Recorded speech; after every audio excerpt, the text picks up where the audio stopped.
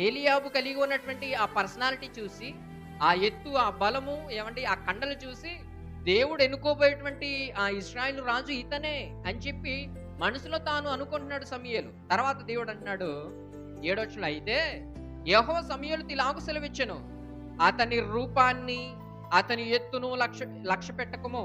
మనుషులు లక్ష్య పెట్టు వాటిని యెహోవా లక్ష్య పెట్టడు. నేను అతని త్రోసివేసి ఉన్నాను. మనుషులు పై రూపమును లక్ష్య పెట్టుదురు గాని యెహోవా హృదయమును లక్ష్య పెట్టును. యెషయా అబీనదాబును పిలిచిన, అంటే మొదటి వాడైనటువంటి ఎలీయాబు వచ్చిన తర్వాత దేవుడు అతన్ని విసర్జించాడు. రెండో వాడు వచ్చాడు, అబీనాదాబు వచ్చాడు. అతన్ని చూసి మరలా ఆ సమూయేలు అనుకున్నాడు, ఒకవేళ ఇతనేనేమో ఇశ్రాయేలు ప్రజలకు కావలసినటువంటి రాజు అనుకున్నాడు.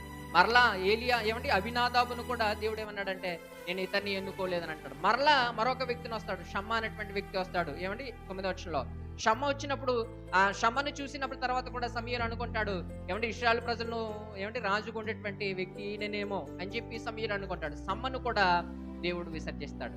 అంటే 7 కుమారులంతా లైన్ గా ఒకరి తర్వాత ఒకరు వచ్చిన తర్వాత దేవుడు ఎవరిని ఎన్నుకోలేదు. అప్పుడు సమూయేలు అంటున్నాడు యెషయితో, నీకు ఇంతమంది కొడుకులు ఉన్నారా?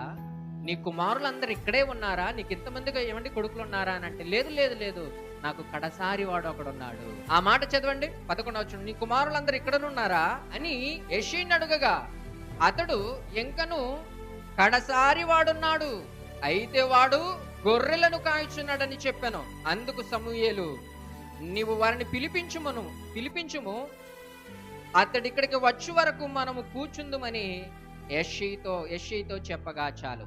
అంటే మొదట 7 కుమారులు ఒకరి తర్వాత ఒకరు 1 by 1 ముందుకు వచ్చారు. వచ్చిన తర్వాత అందరినీ చూశాడు దేవుడు. సమూయేలు చూశాడు, ఎవరిని కూడా దేవుడు సెలెక్ట్ చేయలేదు, ఎన్నుకోలేదు. ఇశ్రాయేలు ప్రజలకు రాజుగా ఉండటానికి ఎవరిని కూడా, అంటే ఏలీయాబు వచ్చాడు, అబీనాదాబు వచ్చాడు, షమ్మా వచ్చాడు. ఇలా 7 కుమారులు ఒకరి తర్వాత ఒకరు వచ్చిన తర్వాత ఎవరిని దేవుడు ఎన్నుకోలేదు.